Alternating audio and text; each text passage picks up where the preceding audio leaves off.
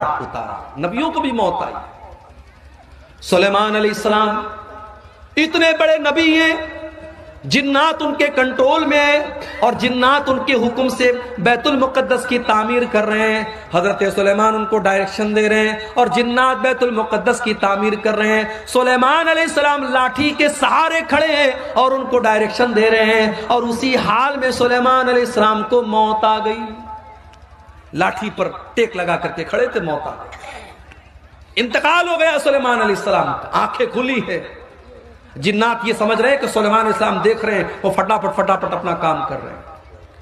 कुरान करीम में अल्लाह ने फरमाया, फलम्मा क़दैना अलैहिल मौता मा दल्लहुम अला मौतिही इल्ला दाब्बतुल अर्दि ताकुलु मिन साता।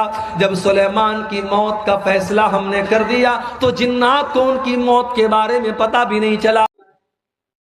अब ये शौहरों के कान खड़े हो गए, मौलवी साहब 4 बीवी, हमारे पास तो एक है, बड़ी मुश्किल से एक है। कई नौजवान तो अपने दिल का दुखड़ा बयान कर रहे थे, मौलवी साहब हम दूसरी करना चाहते हैं मगर बड़ा डरते हैं, बीवी पता नहीं क्या करेगी, ससुराल वाले क्या करेंगे। दूसरी शादी को गुनाह बना दिया गया। शादीशुदा मर्दों के कितने नाजायज ताल्लुकात है, जरा समाज पे नजर उठा के देखो।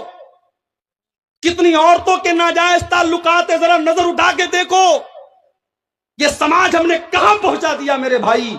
जो चीज जायज है उसको हमने गुनाह बना दिया और जो नाजायज उसको फैशन बना दिया। अगर कोई मर्द इस लायक है कि उसके पास ताकत है, उसके पास दौलत है, वो 2 बीवियों को रख सकता है, उनके दरमियान इंसाफ कर सकता है, तुम कौन होते हो रोकने वाले? आपने उसको जुर्म बना दिया, गुनाह बना दिया।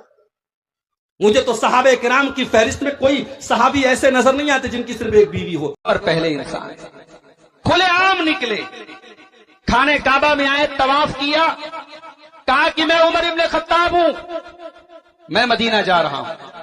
जिसको अपने बच्चों को यतीम करना हो, अपनी बीवी को बेवा करना हो, और जो चाहता है कि उसकी मां उसको गुम कर दे, वो आए और उमर उसका फैसला है। बाबा के तोहल ऐलान हजरत उमर हिजरत के सफर में। जब तक हजरत उमर इस्लाम नहीं लाए थे, साहबे किराम छुप छुप करके नमाज पढ़ते थे। हजरत उमर इस्लाम लाए, कहा अल्लाह के नबी जब हम हक पर हैं तो क्यों छुप करके नमाज पढ़े? सबसे पहले ओपनली खुल करके नमाज पढ़ी गई हजरत उमर के इस्लाम लाने के बाद। इसीलिए अब्दुल्लाह इब्न मसूद कहते हैं कि जब तक हजरत उमर इस्लाम नहीं लाए थे हम जिल्लत और रुसवाई की हालत में। हजरत उमर के इस्लाम लाने के बाद एक इज्जत और सरफराजी की कंडीशन में हम आ गए, हम सर उठा करके जीने लगे। हजरत उमर इतनी इंपॉर्टेंट शख्स, जब कुरान सिखाते थे वैसे अबू बकर उमर की मोहब्बत सिखाते थे। अब्दुल्लाह इब्न उमर कहते हैं कि नबी के दौर में हम नबी के बाद अगर किसी को दर्जा देते थे तो अबू बकर को देते थे, और अबू बकर के बाद किसी को दर्जा देते तो उमर को देते थे। हम अबू बकर उमर उस्मान के बराबर किसी को नहीं समझते। आज साहब लोग घुमा फिरा के बातें कर रहे हैं।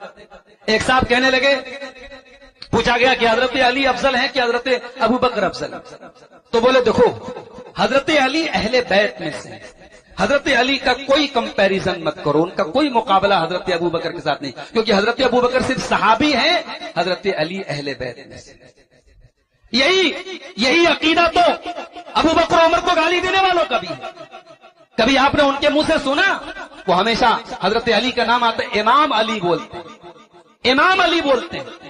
उनके मौलवियों का बयान मौजूद है कि इस दुनिया में नबियों के बाद सबसे अफजल अगर किसी का मकाम है, नबियों के बाद क्या, आखिरी नबी को